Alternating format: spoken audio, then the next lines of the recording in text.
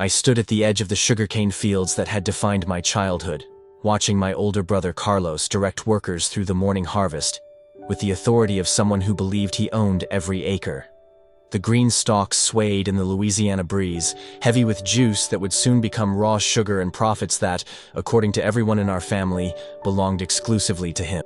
Dad had been gone for 3 months now, taken by a heart attack while inspecting the irrigation systems that kept our 1,000-acre operation productive. Since the funeral, I'd been living in limbo, helping with farm work, when Carlos allowed it, but never included in decisions about planting, harvesting, or selling crops that represented our family's livelihood for 4 generations. "Maria, you need to understand your place," Carlos had told me the week after we buried Dad. "This is a man's business, and tradition says, the oldest son inherits the land." At 28, I had spent my entire life learning every aspect of sugarcane farming from soil preparation to final processing. Dad had taught me to read weather patterns, evaluate crop health, and negotiate with buyers. My education at LSU Agricultural Center had focused specifically on modern sugarcane cultivation techniques that could increase yields and profits. But none of that mattered to Carlos, who at 32 had embraced traditional attitudes about women's roles in agricultural operations. Mom had passed away when I was 15, leaving me to work alongside Dad and absorb knowledge that Carlos seemed to think was wasted on someone who would eventually marry and move away. The morning harvest proceeded efficiently under Carlos's supervision, but I noticed problems he was missing. The eastern section showed signs of mosaic virus that required immediate attention, and the irrigation timing was off by several hours. My attempts to share these observations were dismissed with impatient waves and reminders about staying out of business decisions. Chapter 2. Family Traditions. The Mendoza family had owned these sugarcane fields since 1898, when my great-great-grandfather purchased the land with savings from working other people's farms throughout South Louisiana. Each generation had passed the operation to the oldest son, maintaining an unbroken chain of male ownership that Carlos considered sacred tradition rather than outdated custom. Growing up, I had never questioned this arrangement, because Dad included me in every aspect of farm operations despite knowing I wouldn't inherit. He taught me to identify plant diseases, calculate fertilizer requirements, and understand market timing with the same thoroughness he applied to Carlos's education. The difference was that Carlos viewed farming as his birthright while I saw it as my calling. "Knowledge is never wasted," Dad used to say when neighbors questioned why he spent so much time teaching agricultural science to a daughter. "Maria has the mind for this work, and farming families need all the expertise they can get." Carlos had always resented the attention Dad paid to my agricultural education, interpreting it as favoritism that undermined his position as heir apparent. Our relationship had grown increasingly strained as we reached adulthood, and I demonstrated abilities that sometimes exceeded his own understanding of crop management. The week after Dad's funeral, Carlos had gathered our extended family to announce his plans for modernizing the operation. His proposals included selling the eastern section to developers and converting some acreage to corn production, decisions that would have horrified Dad, but sounded progressive to relatives who understood little about farming. "This is the 21st century," Carlos had declared to approving nods from uncles and cousins who lived in town. "We need to diversify our income streams instead of clinging to old-fashioned ideas about sugar farming." I had tried to explain why those old-fashioned ideas actually represented sound agricultural practice, but my objections were dismissed as emotional attachment rather than professional expertise. The family meeting had ended with everyone congratulating Carlos on his forward-thinking leadership while I sat silently, understanding that my voice carried no weight in discussions about our future. Chapter 3. Hidden Doubts. Despite Carlos's confidence about his inheritance, I had begun noticing discrepancies between his version of Dad's wishes and conversations I remembered from our final months together. Dad had seemed troubled about something during his last weeks, spending unusual amounts of time in his office reviewing papers and making phone calls that he would end abruptly when I entered the room. The night before his heart attack, Dad had asked me to join him on the front porch after dinner, something he hadn't done since I was a child. We had sat in comfortable silence for several minutes, watching lightning bugs emerge as darkness settled over the fields.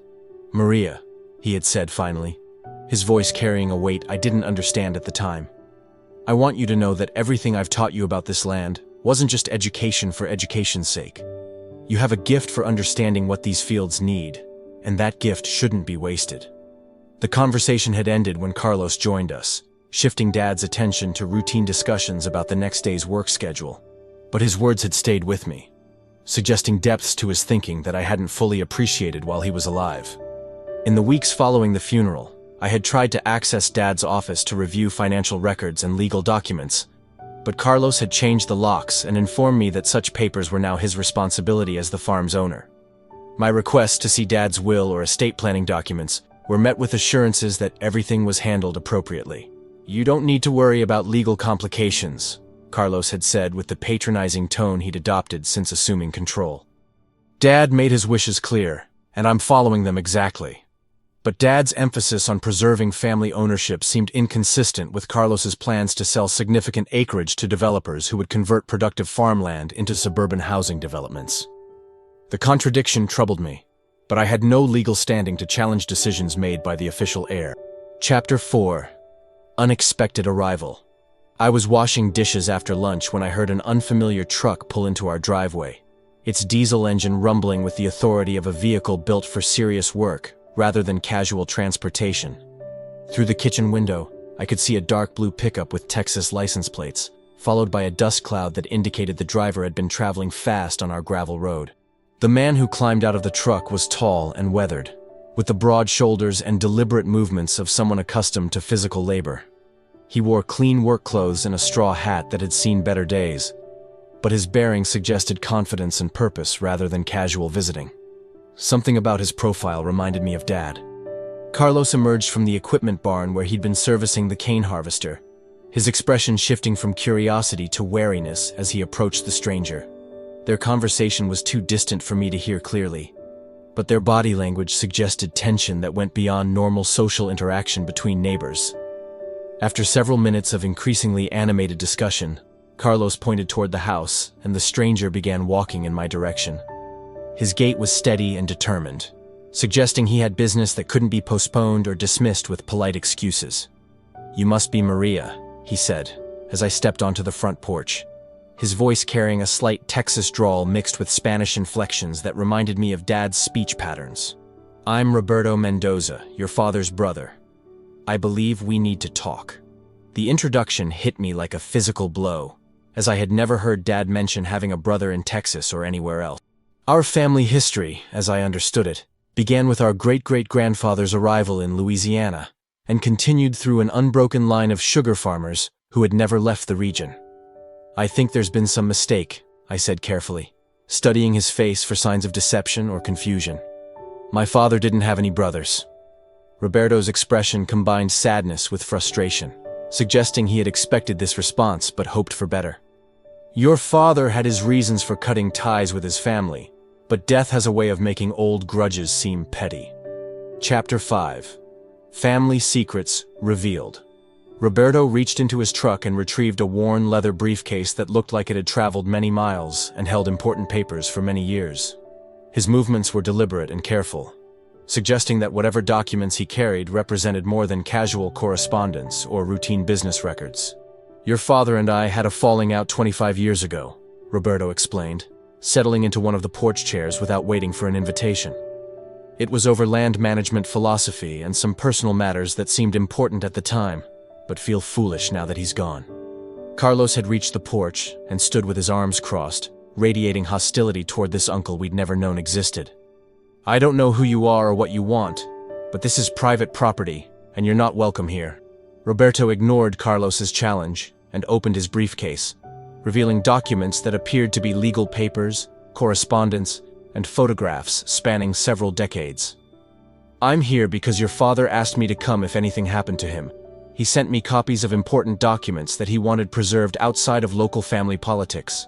The mention of Dad requesting Roberto's involvement contradicted everything Carlos had told me about our father's final wishes and estate planning. I found myself caught between loyalty to my brother and curiosity about these unexpected revelations regarding family history I'd never— "This is ridiculous," Carlos declared, his voice rising with anger and what sounded like panic. "Dad never mentioned any brother, and if you really were family, why didn't you come to the funeral?" Roberto's expression grew sad, revealing the pain of missed opportunities and broken relationships that couldn't be repaired. "I didn't learn about Eduardo's death until 2 weeks later. He'd made me promise not to contact the family unless he specifically asked me to. He pulled out a manila envelope marked with Dad's handwriting and my name, setting it carefully on the small table between our chairs. Eduardo was very specific about when and how these documents should be shared. He was particularly concerned about making sure Maria understood her rights regarding the family land. The phrase "Maria's rights" made Carlos's face flush with anger, while filling me with hope I'd been afraid to acknowledge since Dad's passing. Chapter 6. The Real Will. Roberto opened the manila envelope with the care of someone handling precious artifacts, revealing documents that appeared to be copies of legal papers bearing official seals and notarized signatures.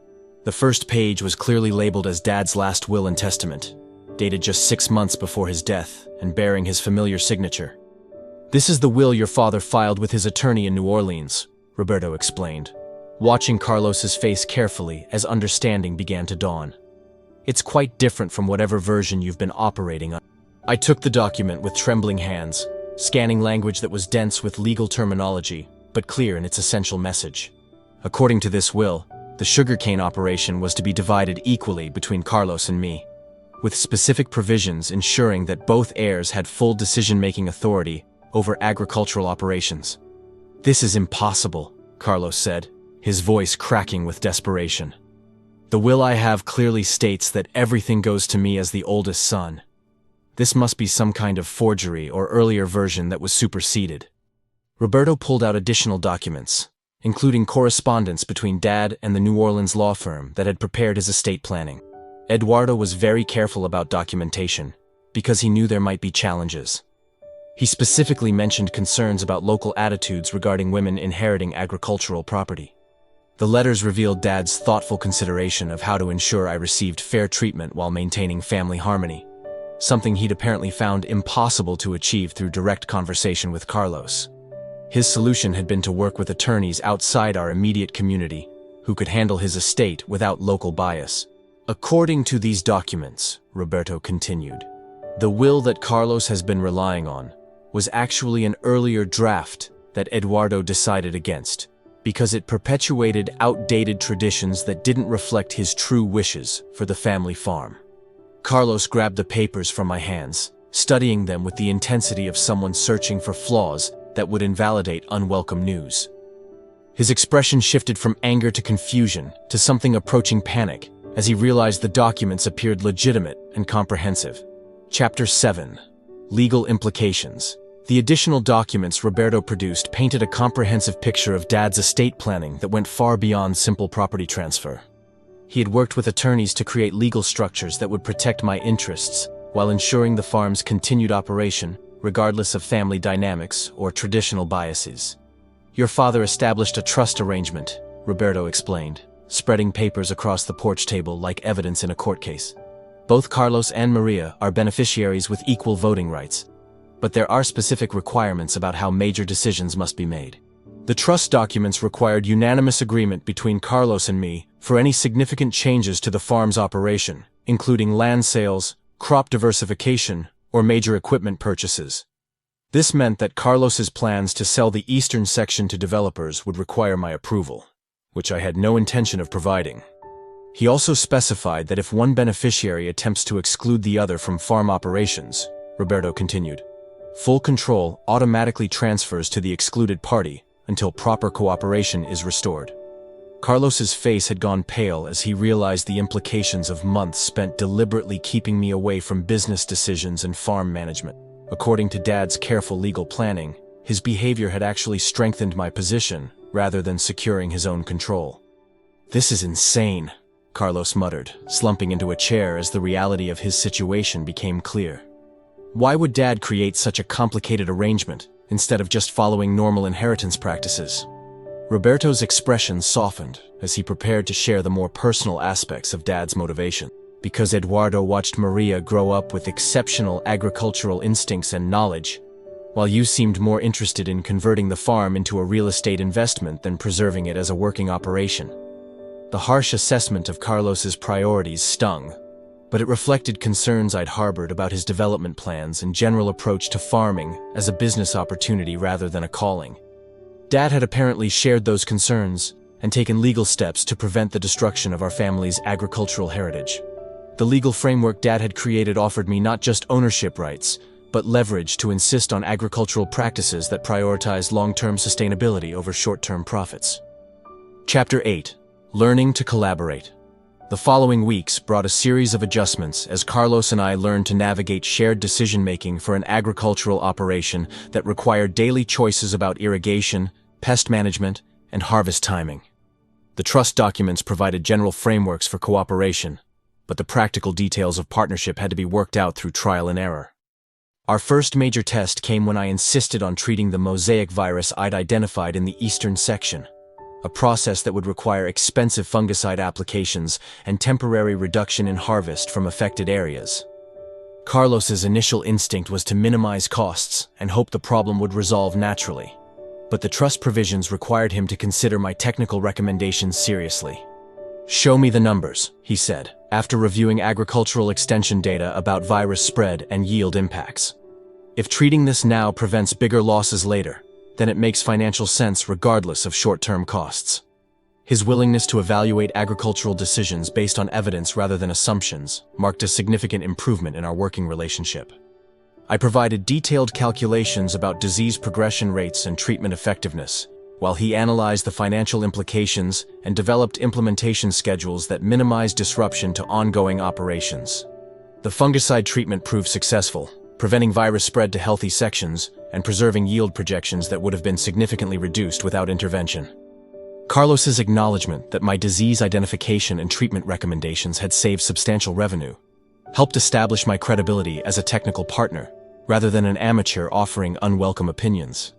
"I never realized how much specialized knowledge effective farming requires," Carlos admitted, while reviewing yield data from treated and untreated test plots. "I was thinking like a business manager instead of an agricultural specialist." Our collaboration improved as we learned to combine his financial and organizational skills with my technical expertise and crop management knowledge. The partnership Dad had envisioned began to function effectively as we developed mutual respect for complementary abilities that neither of us possessed individually. Roberto visited monthly to monitor our progress and provide guidance about trust administration, his presence serving as a reminder of Dad's expectations for cooperation and shared responsibility. Chapter 9. Expanding Success. 6 months after Roberto's revelation about Dad's true will, our sugarcane operation was producing record yields while implementing sustainable practices that enhanced long-term soil health and productivity. The combination of Carlos's business acumen and my agricultural expertise had created efficiencies that neither of us could have achieved independently. Carlos had canceled his plans to sell farmland to developers, recognizing that our productive acreage was more valuable as agricultural property than as suburban building lots. Instead, he focused on maximizing revenue from sugar production, while I implemented crop rotation and soil management practices that would ensure continued productivity for future generations. "The numbers don't lie," Carlos said, while reviewing financial projections that showed increasing profitability from improved agricultural practices. "Your soil management program is going to increase our yields by at least 15% while reducing fertilizer costs significantly." My integration of modern agricultural science with traditional farming wisdom had produced measurable improvements in crop health and harvest efficiency. The precision irrigation systems I'd designed reduced water usage while ensuring optimal growing conditions, and my pest management protocols had eliminated the need for expensive chemical treatment. Our success had attracted attention from other farming families in the region who wanted to learn about our collaborative management approach and technical innovations. Carlos took pride in explaining our business model while I shared agricultural techniques during field days and extension service presentation. "People are starting to see that equal partnership between siblings can be more effective than traditional single-heir inheritance," I noted after hosting a group of young farmers who were facing similar family business challenges. The positive recognition of our operation served as validation of Dad's unconventional estate planning and his faith in our ability to work together despite initial resistance and misunderstanding. We had become a model for other agricultural families struggling with outdated inheritance traditions that wasted valuable expertise and created unnecessary conflict. Roberto's monthly visits had evolved from oversight responsibilities to celebratory checking on the success of an experiment that had exceeded everyone's expectations. Chapter 10. Family Legacy. A year after learning the truth about Dad's will, Carlos and I hosted our first annual harvest celebration, inviting extended family, neighbors, and agricultural colleagues to share in the success of an operation that had become a showcase for effective family farming. The event took place in our equipment barn, decorated with symbols of our agricultural heritage. Roberto served as the unofficial master of ceremonies, sharing stories about Dad's vision for family cooperation and agricultural sustainability that had guided his careful estate planning. His presence provided continuity between past and present, helping younger family members understand the values that had motivated Dad's unconventional approach to inheritance. Eduardo knew that preserving family farms required more than just passing land to the next generation, Roberto explained to the gathered crowd. It required ensuring that the most capable people had authority to make decisions, regardless of traditional assumptions about gender roles or birth order. The celebration included tours of our fields and facilities, demonstrating sustainable practices that had increased productivity while protecting environmental resources for future use. Carlos explained our business model while I discussed technical innovations, our complimentary presentations illustrating the partnership that had made our success possible. Several young women from other farming families sought me out privately, asking for advice about pursuing agricultural careers, despite family pressure to leave farming to male relatives.